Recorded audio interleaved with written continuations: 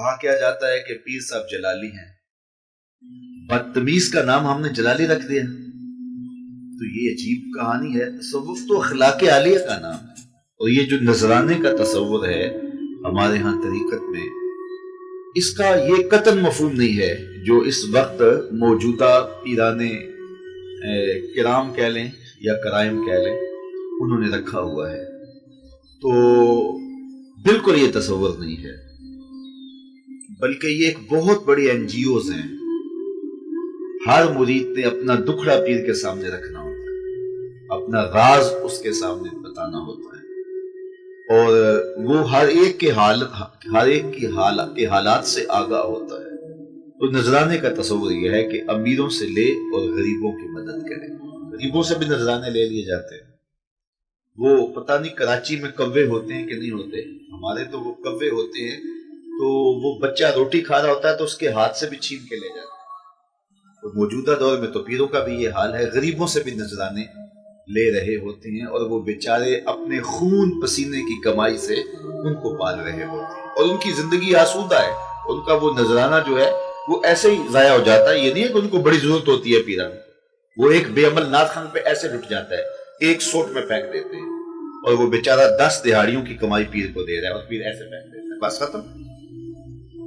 علامہ اقبال علیہ رحمہ کے پاس ایک پیر صاحب تشریف لائے، تو وہاں ان کا ایک مرید رہتا تھا۔ انہیں پتہ چلا کہ میرے پیر صاحب اقبال کے مہمان بنے ہوئے، تو وہ زیارت کے شوق میں اقبال کے پاس آیا۔ تو پیر صاحب سے ملاقات کی اور اپنا دکھڑا سنایا کہ میں نے بیٹی کی جہاں منگنی کی ہوئی ہے وہ شادی مانگ رہے ہیں، اور میرے پاس گنجائش نہیں، 100 روپے کا پہلے ہی مقروض ہوں، اور بیٹی کی شادی بھی کرنی ہے، حضرت آپ دعا کیجیے۔ تو انہوں نے ہاتھ اٹھائے اور دعا کی اور اسے اجازت دے دی۔ اس نے جیب میں ہاتھ ڈالا اور 10 روپے کا نوٹ نکالا، اس نے لپیٹا ہوا تھا، اور اس کو نکال کر کے نظر پیش کی۔ پیر صاحب نے اس نذرانہ کو قبول کر لیا اور جیب میں ڈال لیا۔ علامہ اقبال علیہ رحمہ سارا منظر دیکھ رہے تھے، ان کی ہنسی نکل گئی۔ خیر جب مرید جا چکا تو پیر صاحب نے کہا کہ حضرت آپ ہنسے کیوں تھے؟ فرمایا پیر جی آپ کی دعا کی قبولیت پہ مجھے ہنسی آ گئی تھی۔ کہا آپ کو کیسے پتہ چل گیا کہ میری دعا قبول ہو گئی؟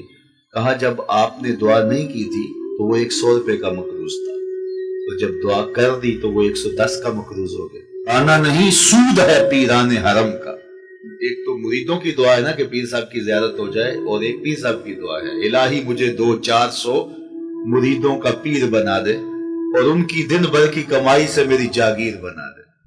سارا دن کماتے وہ رہیں، اور جو ہے وہ شام کو پیر صاحب کو نذرانہ دے جائیں۔ لیکن جو غریبوں سے بھی نذرانے بٹور رہا ہے اور ان کی غربت کا بھی خیال نہیں رکھ رہا، مرگ پہ جاتا ہے تو وہاں سے بھی نذرانہ لیتا ہے، تو پھر اس کو کس نے حق دیا ہے کہ اس کو پیر کہا جائے؟ یہ اس طرح کا ایک طبقہ موجود ہے، یہ ملنگوں کا، یہ چرسیوں کا، اور یہ بھنگیوں وغیرہ کا، یا جس طرح کے لوگ ہمارے سامنے آتے ہیں، بہت سارے عامل جگہ جگہ بیٹھے ہوئے۔ تو میں ان کو 2 نمبر نہیں کہتا، بالکل 2 نمبر نہیں ہے، یہ تو 420 نمبر ہے۔ اور ایسے لوگوں کے ہاتھوں وہ لٹتے ہیں جو جہلا ہیں اور جو شعور سے عاری لوگ ہیں۔ ان لوگوں کے پاس جانے والے وہ اپنے سطحی مفاد کے لیے انتہائی اجڑ اور انتہائی جاہل لوگ ہوتے ہیں۔ میں نہیں سمجھتا کہ ان کو 2 نمبر کہا جائے، یہ 420 نمبر ہیں، اور ان کے پاس جانے والے بھی اسی طرح کے لوگ، لیکن وہ سر سے لے کر پاؤں تک کاروباری ہیں، اور وہ اپنے اس نام کو، اپنے بزرگوں کے نام کو کیش کرواتے ہیں، اور وہ خانقاہی نظام کو ایک کاروبار کی صورت کے اندر رکھے ہوئے ہیں، اور ان کا مقصد حصول ذر ہے۔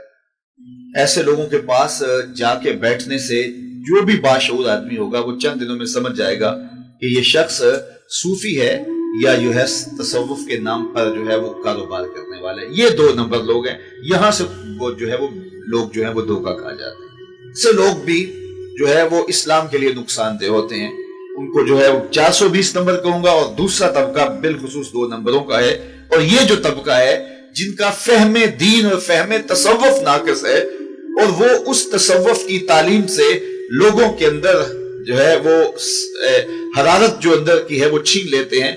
اب اس میں جب علماء نے بہت زیادہ پکڑ کی تو جب علماء جاتے تو وہ ہنس کے کہتے اور جی یہ لوگوں نے بنایا ہوا ہے، میں نے کب کہا ہے؟ اور جب لوگ جاتے تو وہ ہنس کے کہتے یار میں تو بڑا کمزور آدمی ہوں، بس چھوڑو اس بات کو، تو وہاں اس طرح ٹال کر کے جو ہے وہ گول مول بات کرتے اور اس سے ان کا کاروبار چمکتا رہتا۔ تو اس طرح جو ہے وہ بہت ساری ایسے واقعات جو ہے وہ لوگوں نے خود مشہور کر کے اور اس کے بل بوتے کے اوپر جو ہے وہ اپنے کاروبار رکھے ہوئے ہیں اور کرامات معروف کر دی جاتی ہیں، جبکہ ان کا کوئی وجود ہی نہیں ہوتا۔ تو اس کے خلاف ہمیں عملی طور پہ اٹھنا ہوگا اور تصوف کی، ولایت کی جو حقیقی صورت ہے وہ لوگوں کے سامنے رکھنی ہوگی، اور جب وہ صورت ہم لوگوں کے سامنے رکھیں گے اس سے تھوڑے لوگ تیار ہوں لیکن با مقصد لوگ تیار ہوں گے، اور حقیقی چہرہ جو تصوف کا وہ لوگوں کے سامنے آئے گا۔ باقی اللہ تعالیٰ جل شانہ اپنے دین کا خود محافظ ہے۔